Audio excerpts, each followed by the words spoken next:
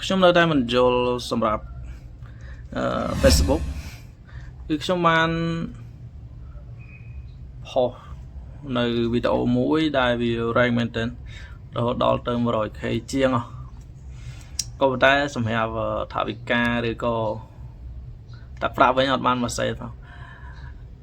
ដូច្នេះហើយខ្ញុំក៏បានគិតម្ដងទៀតថាតើខ្ញុំគួរតែធ្វើបែបណាតើខ្ញុំគួរតែបន្តផុសនៅក្នុងFacebook តទៅទៀតឬក៏ខ្ញុំរត់មកធ្វើ YouTube ប៉ុន្តែពេលនេះគឺខ្ញុំបានupload នៅវីដេអូមួយនេះទៅក្នុង YouTube ហើយពីព្រោះថាឥឡូវហ្នឹង YouTube គឺកំពុងតែពេញនិយមមែនតើដោយសារតែវាបានថ្លៃសម្រាប់Facebook វិញវាដូចជាយ៉ាងញ៉ៃតិចនៅគ្នាហើយការផុសហ្នឹងគឺវាបានលុយដូចគ្នាទេក៏ប៉ុន្តែវាធ្វើឲ្យយើង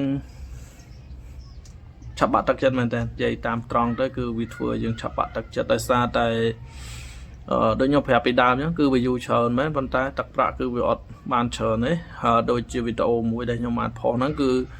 រហូតដល់ទៅ 1M.7 ប៉ុន្តែសម្រាប់ទឹកប្រាក់វិញគឺបានតែ60សេនជាងទេអ្នកគ្នាអត់បានដល់$1ផងហើយនឹងវីដេអូមួយទៀតរហូតដល់ទៅ 50k ជាងប៉ុន្តែបាន30សេនដែរហើយសម្រាប់តែអ្វីដែលខ្ញុំហួសចិត្តបំផុតនៅថ្ងៃហ្នឹងគឺវីដេអូរបស់ខ្ញុំហ្នឹងគឺខ្ញុំផុសបានរហូតដល់ទៅ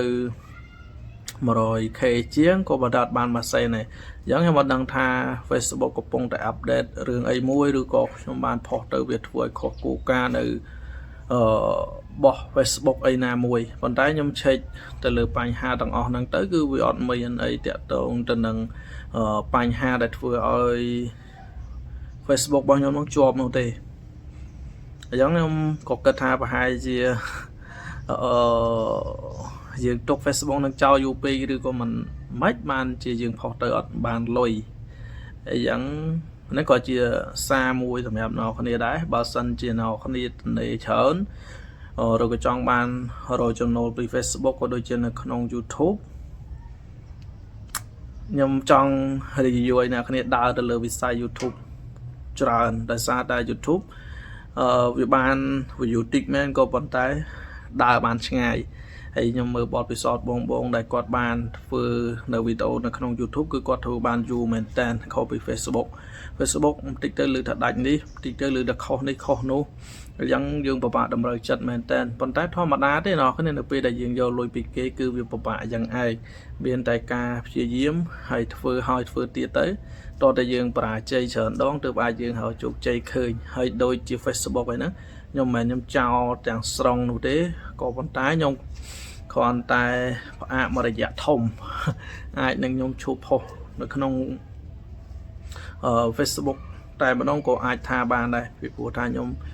ត្រូវធ្វើ YouTube ដែរអញ្ចឹងខ្ញុំមិនអាចទៅផុសនៅក្នុង Facebook តទៅទៀតទេពីព្រោះថាហត់ដែរអ្នកគ្នាគ្រាន់តែគិតជាឆ្នាំវិញអត់ដឹងថាប្រហែលឆ្នាំទេដូចជា 4-5 ឆ្នាំដែរដែលខ្ញុំដើរទៅលើវិស័យ Facebook page ហ្នឹងក៏ប៉ុន្តែអត់បានជោគជ័យទេអញ្ចឹងខ្ញុំក៏សម្រេចចិត្តថាខ្ញុំឈប់ដើរទៅលើវិស័យ Facebook តទៅទៀតហើយខ្ញុំងាកមកធ្វើ YouTube ដើម្បីអ្នកគ្នាបានមើលវិញទោះបរាជ័យជោគជ័យគឺខ្ញុំឈប់នៅក្នុងវិស័យ Facebook ហើយអញ្ចឹងសង្ឃឹមថាអ្នកគ្នាណាជួយគាំទ្រខ្ញុំផងសម្រាប់អ្នកផលិតមាតិកាថ្មីម្នាក់នេះហើយវីដេអូទាំងអស់ហ្នឹងគឺមានតែប៉ុណ្្នឹងឯងដើម្បីចែកកម្លែកទៅកាន់អ្នកទាំងអស់គ្នាហើយក៏សូមរាប់អានបងប្អូននៅក្នុង YouTube ទាំងអស់គ្នាដែរបាទហើយសូមអរគុណនិងសូមជម្រាបលា